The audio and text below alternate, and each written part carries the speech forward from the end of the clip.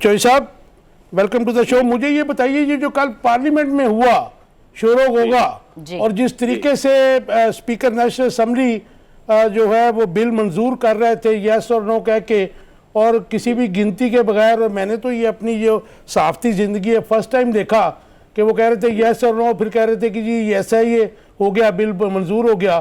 तो ये कौन सी पार्लियामेंट का नक्शा पेश किया गया और जो इस्लाहात का बिल पास किया गया है, इस पे आपका टेक चाहूँगा। देखिए, पहली बात तो ये कि पार्लियामेंट के दोनों ऐवानों के अंदर जो मछली बाजार बना जी और जिस तरह आइन की बेतौकीरी की गई और जिस तरह आइन साजी को यानी परेका की भी हैसियत नहीं दी और जो कवानीन ये बनाना चाहते थे वो भी जेर बहस नहीं आए। ये तरीका पार्लियामेंट के अंदर ये है कि कोई बिल अगर टेबल होता है तो तकरीबन 99% तो वो जो मुतल्लिका कमेटी होती है उसके सपोर्ट होता है। वहाँ पे डेलिब्रेशंस होती हैं, दोबारा वो असेंबली में या सेनेट में आता है, वहां पर उसके ऊपर बहस होती है, फिर उसके नतीजे में आप जाकर तो कानून साजी कर सकते हैं। इन्होंने तो पाकिस्तान की सारी पार्लिमानी तारीख के अंदर इस तरह नहीं हुआ कि एक ऐसा बिल कि जो आइन की जो मजमूई ढांचा है उससे मुतसादिम है उसको पास किया है, जो पर्सन स्पेसिफिक है। यानी एक ऐसा बिल कि जो अदलिया की आज़ादी को तो महदूद करता ही है। यानी जिस तरह ये गुज़श्ता 3-4 दहाइयों से सुप्रीम कोर्ट की प्रैक्टिस है उससे तो हटके है, वो महदूद करता है सुप्रीम कोर्ट के चीफ जस्टिस के इख्तियारात को, जो कि पाकिस्तान के आइन के अंदर दिया गया है कि सुप्रीम कोर्ट की वर्किंग के अंदर पार्लियामेंट दखल अंदाज नहीं कर सकती। एक तरफ तो ये एक अमूमी आइन के ढांचे से मुतसादिम बात थी। दूसरी बात ये थी कि इसके नतीजे में चंद ऐसे किरदारों को रिलीफ मिलता है कि जो माजी के अंदर जिन्हें अदालतों ने सजा दे रखी है। उसमें एक ग्लेयरिंग एग्जाम्पल तो नवाज शरीफ का है, दूसरा यूसुफ रजा गिलानी का है। तो मैं समझता हूँ कि दुनिया में कहीं पर भी पर्सन स्पेसिफिक जो है कानून साजी नहीं होती। ये तो सॉरी टू इंटरप्ट यू, ये तो लास्ट ईयर जो नैब की जो कवानीन में तरमीम की गई या तरमीम या कानून साजी की गई, तरमीम तो मैं नहीं कहूँगा क्योंकि तरमीम तो 2/3 मेजॉरिटी से होती है, तो जो आइन साजी ये कानून साजी की गई वो भी तो पर्सन स्पेसिफिक थी ना। जी बिल्कुल पर्सन स्पेसिफिक थी।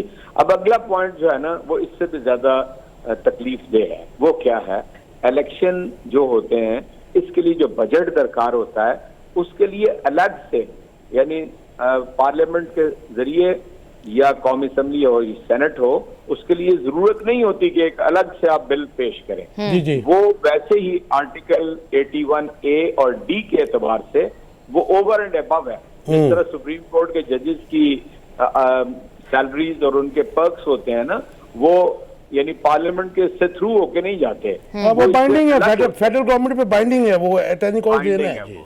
तो चुनाचे ये भी एक मैं समझता हूँ कि आइन के मजबूरी ढांचे से मुतसादिम और बिल्कुल बडलोज करने के मुतरादिफ है आइन को। इसलिए मैं समझता हूँ कि गुज़श्ता दिनों से जो कुछ तमाशा हमारे मुल्क के ऐवान बाला और ऐवान जीनी में लगा हुआ है ये पाकिस्तान की जड़ों को खोदने के मुतरादिफ है। इजाज चौधरी साहब में भी ऐसा नहीं होता। जिस किस्म की लैंग्वेज जुडिशरी के खिलाफ बोली जा रही है वो भी मैंने माजी करीब में क्या माजी देर में भी नहीं देखी है। तो आपका लाए अमल क्या होगा पाकिस्तान तहरीक इंसाफ का, क्योंकि आपका एक बड़ा मुतालबा तो ये भी था, आपने असम्बलियाँ भी तोड़ी कि इलेक्शंस जो है बिफोर टाइम करवाए जाएँ KPK और पंजाब के। तो जो कुछ हुकूमत कर रही है तो बज़ाहिर तो ये नज़र आ रहा है क्योंकि सुप्रीम कोर्ट के ऑर्डर्स को भी ओबे नहीं किया जा रहा, फंड्स कल तक नहीं दिए गए। तो आप क्या होता देख रहे हैं और आपकी स्ट्रेटजी क्या है PTI की? अब अगर मुझे आप इजाजत दें तो एक बात में इससे पहले कर लूं फिर आपके जी प्लीज देखें।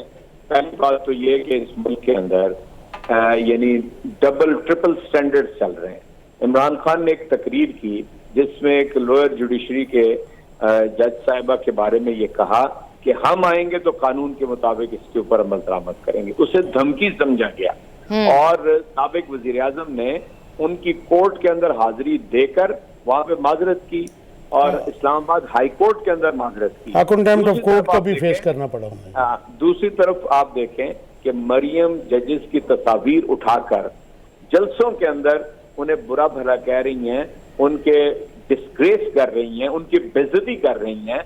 और इससे जो और बड़ी बात हुई है, आपके सामने एक मेंबर पार्लियामेंट जो है वो गंदी जुबान और गाली दे रहा है, और कोई मैं नहीं समझता जो कि- मेंबर पार्लियामेंट साहब का डिप्टी स्पीकर कौमी असम्बली भी है ना जी, अब्बासी साहब। ये भी आप देख लीजिए ना जी, ये इस हद तक मैं समझता हूँ कि इस मुल्क के हालात पहुंच चुके हैं और बिल्कुल एक फस्तायत कायम है कि एक तरफ आपका आइन कानून और ज़ाब्ते हैं और दूसरी तरफ लाकानूनियत, और एक लफ्ज माफ कीजिएगा, कोई गैर पार्लिमानी नहीं है, एक बदमाशी और गुंडागर्दी शुरू है।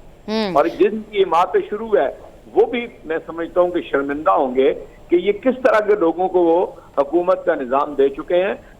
वो अब मुझे नहीं क्या उनको भी रात को नींद आती होगी।